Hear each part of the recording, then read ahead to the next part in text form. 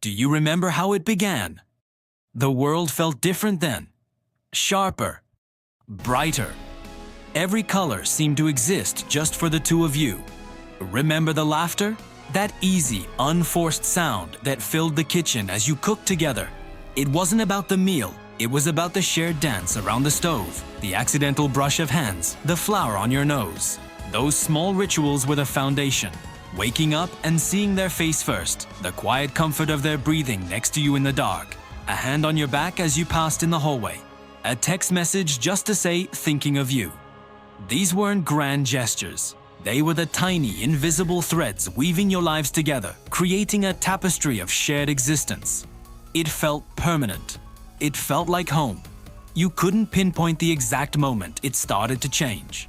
There was no single event, no loud crack in the foundation. It was more like a slow, imperceptible cooling, a subtle shift in the air. The laughter didn't disappear overnight, but it became a little softer, a little less frequent. Conversations that once meandered for hours, exploring dreams and fears, started finding their conclusions sooner. The questions became more practical. How was your day? Fine? The answers, once detailed stories, became single-word summaries. The comfortable silences, once filled with unspoken understanding, began to feel empty. They became spaces you felt the need to fill but didn't know how.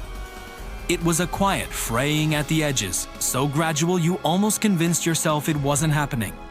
Then the spaces started to grow, not just in conversation, but in the physical world you shared.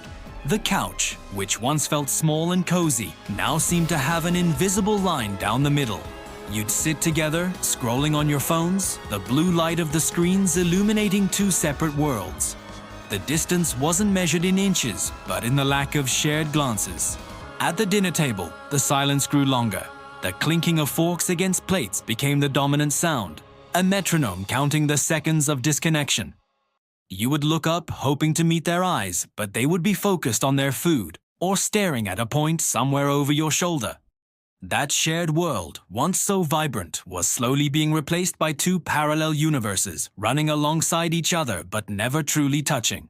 The small gestures of affection, the ones that once felt like breathing, became conscious efforts. A hug at the door felt like a routine, a checklist item. The warmth was still there, technically, but the presence wasn't. It was the difference between holding someone and simply having your arms around them. You'd lie in bed, back to back, the space between you feeling like a vast, cold ocean. You could hear them breathe, feel the slight shift of the mattress as they turned. Yet they felt miles away. An unanswered text wasn't a sign of being busy anymore. It was a symbol of the growing void. Each message left on read, each call that went to voicemail, was another small, silent confirmation of the distance. The tired expressions weren't just from a long day at work. They were the face of emotional exhaustion, of carrying a weight you could no longer name. You start to see them as reflections. In the morning mirror, you catch their image behind you, a ghost in your periphery. You pass each other in the reflection of a shop window, two figures walking the same path but not together. These moments are filled with a quiet melancholy. There's no anger, no fight, just a deep, hollow ache of something lost. You look at old photographs, at the two smiling faces, and you wonder where those people went. They look familiar, but distant, like characters from a story you once knew by heart but have now forgotten the ending to. You can trace the lines of their face, but you can no longer read the thoughts behind their eyes. The connection has become a memory. This is the quiet heartbreak. Not the dramatic explosion, but the slow, silent erosion of intimacy. It's the realization that you can be lonelier with someone by your side than you ever were on your own. It's the tragedy of two people who still occupy the same space, share the same bed, but no longer inhabit the same world. The love didn't die in a storm, it simply faded, like a photograph left out in the sun, until all that's left is a faint outline of what used to be.